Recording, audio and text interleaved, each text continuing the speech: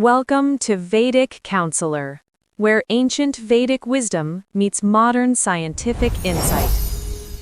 So today, we're diving into something really special from Vedic traditions, an object that's believed to hold just immense power for wealth, protection, and your overall well-being.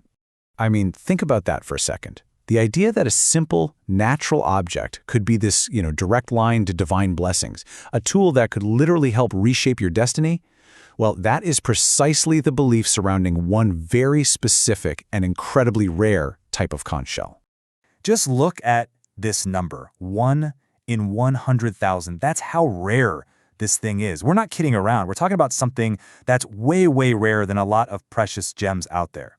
And what is it exactly? Well, this is the Dakshinavarti Shankha, and what makes it so special is that its spiral turns to the right, clockwise. Almost every other conch you'll ever see turns to the left. And it's this unique right-handed orientation that is said to make it so powerful and so sacred. All right, so here's what we're going to cover. First, we'll get into what makes this a true shell of power.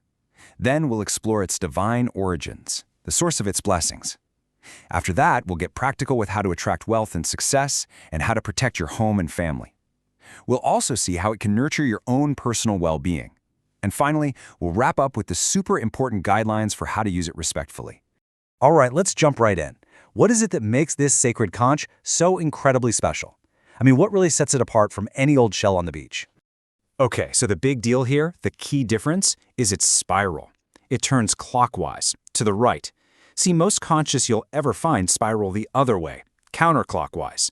And it's this rare, right-handed turn that's believed to tune it into these powerful divine energies, making it a focal point for worship and some pretty potent astrological remedies. So, you gotta ask, where does all this power supposedly come from? Well, it turns out the reverence for this thing is super deep, with roots in both divine mythology and astrological science. Okay, get this. The Shankha isn't just a shell. It's seen as a literal physical embodiment of the divine. It's considered the home of goddess Lakshmi. Yep, the goddess of wealth herself. It's also tied to Lord Vishnu's powerful conch and even the legendary treasure of Lord Kubera. It's like this divine trifecta of prosperity all rolled into one object. And it's not just about mythology. In Vedic astrology, this is a serious power tool. It's used to boost the good vibes from Venus, the planet of luxury and love, Jupiter for wisdom and growth, and the moon, which rules our emotions. So it's all about bringing those big cosmic energies back into balance for you. Okay, let's get down to the nitty-gritty, the stuff a lot of people are really interested in, using it to attract wealth and success. Seriously, ancient texts basically call it a wealth magnet. So, if you're looking for a more stable, steady flow of abundance, there's a specific weekly ritual.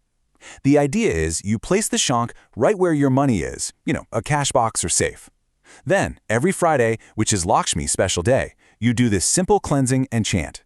You're basically sending out a direct invitation for that prosperous energy to come into your life and clear out any financial roadblocks. Now, for something more pressing, like getting out of debt, there's a different, more intensive practice. This one's a 43-day commitment. You fill the Shankha with saffron water overnight, and in the morning, you offer that energized water to a tulsi plant. It's this powerful symbolic act of letting go, and it's believed to really speed up the process of clearing those financial burdens. And its power doesn't stop at home. It extends right into your professional life. Whether you're running your own business or climbing the corporate ladder, there are simple things you can do. For a business, placing it in your office is meant to bring in clients and profits. For your career, just keeping it on your desk is said to help you get noticed by the right people and open up new doors. All right, moving on from money. One of the most powerful aspects of the Shankha is its ability to protect. We're talking about it acting like an energy shield for your home and the people you love. And what does it protect against? Well, basically a whole spectrum of negative stuff. We're talking about everything from the evil eye or nazar and psychic attacks to fixing bad energy in your house from vastu defects and even clearing out heavy ancestral baggage or pitradosh. Yeah, the ancient texts really don't mince words here. They literally call it an impenetrable shield.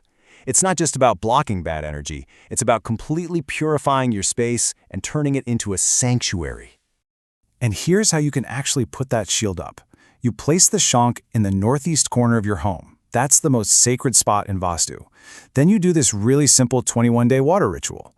The idea is that this actively cleanses your home's energy, helps correct those structural vibes, and brings a real, tangible feeling of peace. So we've covered wealth and protection. Now let's talk about you. Because the Shankh's power is also said to work on a deeply personal level, nurturing your mind, your body, and your relationships.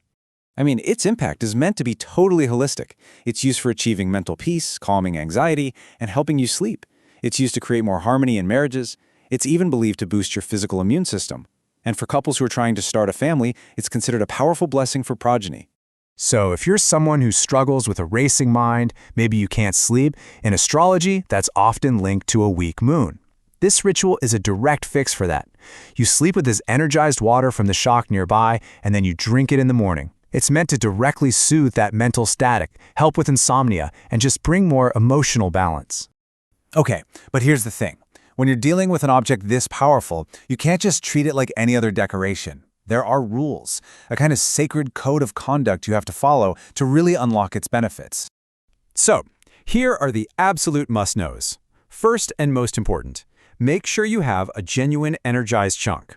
Always handle it with clean hands and place it in a sacred spot, like your temple or cash box. Definitely not the bedroom. And a really big one. This is for worship, not for blowing like a regular conch.